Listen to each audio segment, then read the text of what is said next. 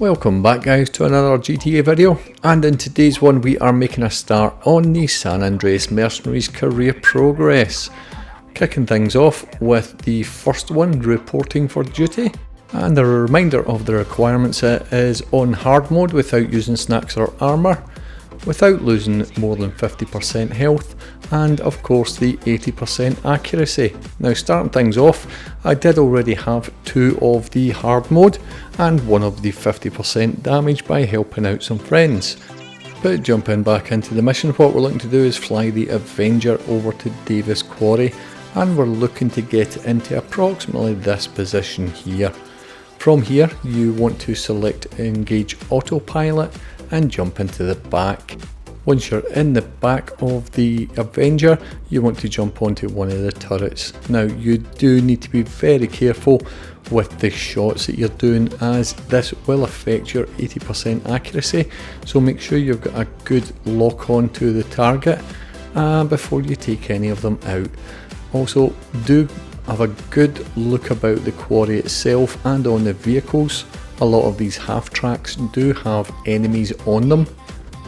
As you can see there, I've got some hiding behind them as well. You then want to just work your way around the supply trucks, taking them out, as well as all the enemies. You can use the minimap to locate each of the supply trucks, but do keep your eyes open. As you can see, you've got some enemies on top of the turrets there and in the half tracks as well once again. Enemies on foot can be a little bit difficult to spot, but you will see them moving from position to position. The more difficult ones are the ones in the backs of vehicles, as they tend to remain inside the vehicles and not move at all. So quite simply, just work your way around the quarry, taking out each of the supply trucks and also the enemies that you see on the ground.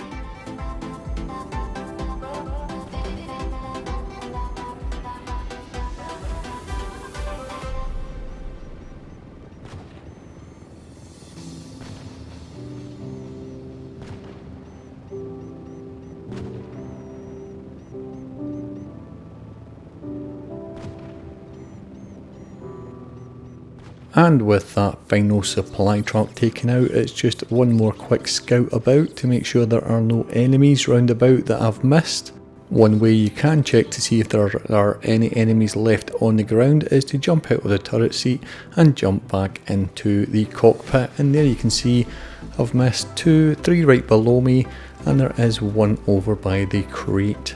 So jumping back into the rear of the Avenger, we can jump back into the turret seat and take out those remaining guards.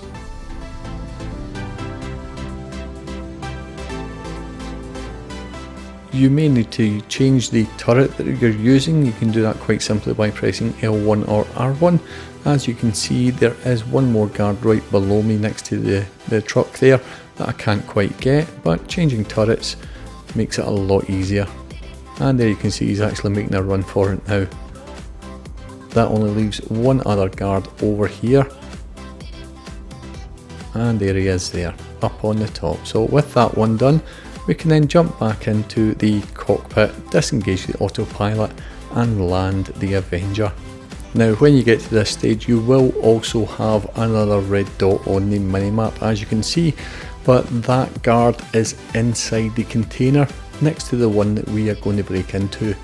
If you are going to take the risk in shooting them, make sure you do use a single shot weapon. I've got my heavy pistol here, but I'm not actually going to make an attempt to shoot him. I'm just going to shoot off the lock here, and if he does come out, I'll be ready just to take him out with 1 shot. But thankfully he doesn't come out, so we can get into the container and into the drogger. Once we've got the drogger, we quite simply get it into the back of the Avenger as quickly as possible. Once we're safely back inside the Avenger, we can jump out of the drogger and jump into the cockpit and then get the hell out of here. Now I will say these missions are very difficult to complete solo, and I'll be honest with you, I'm not going to complete all of them solo. There will be a good number of them that I will have help from my friends, and that is by far the easiest way to do it.